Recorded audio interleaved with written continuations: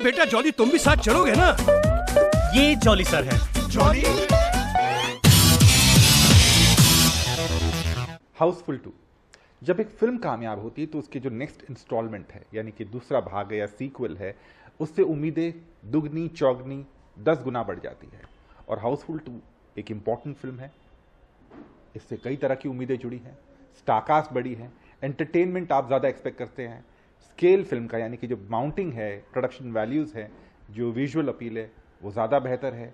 तो जाहिर सी बात है, जो सारे आप थिएटर जब फिल्म देखने जाते हैं थिएटर में, तो उम्मीदें ज़्यादा लेकर जाते हैं कि पहले भाग से बेहतर होगी, पहले भाग से ज़्यादा हंसी आएगी, पहले भाग से ज़्यादा रोचक होगी और एंटरटेनमेंट हमें ज़्यादा मिलेगा। ये कहानी है 4 फादर्स की, यानी कि मिथुन चक्रवर्ती, ऋषि कपूर, रणधीर कपूर, बमन ईरानी। इनकी चारों की बेटियां हैं और वे चाहते हैं कि सब अलग अलग चाहते हैं कि इनकी जो बेटियां हैं वो ऐसे खानदान में जाएं जो बहुत रईस हो, यानी उनको ऐसे दामाद चाहिए जो अरबोपति, करोड़पति और जो मल्टी बिलियनर हो। तो उसकी शुरुआत होती है। इनकी ज़िंदगी में 4 लड़के आते हैं, अक्षय कुमार, रितेश देशमुख, जॉन अब्राहम और ऑफ कोर्स श्रेया तलपड़े। और किस तरह से ये गोलमाल शुरू हो जाता है एक नाम को लेकर। नाम है जॉली और सभी का नाम जॉली बन जाता है इस फिल्म में। और सभी को एक ऐसा कन्फ्यूजन हो जाता है फिल्म में कि सब परेशान हो जाते हैं कि आखिर जॉली है कौन और किसके साथ किसकी शादी होने वाली है। तो ये फिल्म का सारांश है।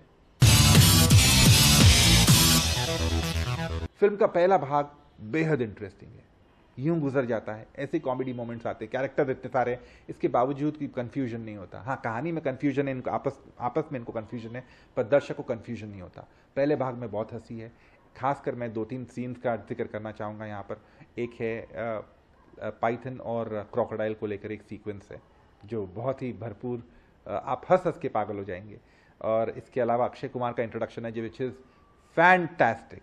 और सभी के इंट्रोडक्शन अच्छे, बट ऑफ कोर्स पहले भाग में गाना भी है, पापा तो बैंड बजाए, प्लस जो एक ओवरऑल पैकेजिंग है फिल्म की फर्स्ट हाफ में तो कमाल की है। हर चीज़ जो एक टिपिकल इंडियन व्यूअर एक मसाला फिल्म में देखना चाहता है, आपको इस फिल्म में बहुत मिलता है। दूसरे भाग में फिल्म की पकड़ थोड़ी कमज़ोर पड़ती है और खासकर middle of the second half में, यानी कि इंटरवल के कुछ देर बाद फिल्म की कहानी थोड़ी कमज़ोर पड़ती है। वो इसलिए क्योंकि कुछ ऐसे ट्रैक्स शामिल किए गए हैं जो अनवांटेड हैं। खासकर एक सीन बताना चाहूँगा, विंडू का सीन है, विंडू दारा सिंह का सीन है जो ये चारों हीरोज़ के साथ लड़ता है ज़रीन खान को लेकर, जिसकी आवश्यकता बिल्कुल नहीं थी। इसके अलावा कुछ ऐसे गिने चुने सीक्वेंसेस हैं सेकेंड हाफ में जो बिल्कुल कहानी को आगे नहीं बढ़ाते और ज़्यादा हंसी भी नहीं आती। कहानी तो खैर एक इस फिल्म में ढूंढने की कोशिश भी ना करे, but at the same time जो हंसी का जो एक फन कोशंट है वो इस फिल्म में, इस दूसरे भाग में थोड़ा कम हो जाता है।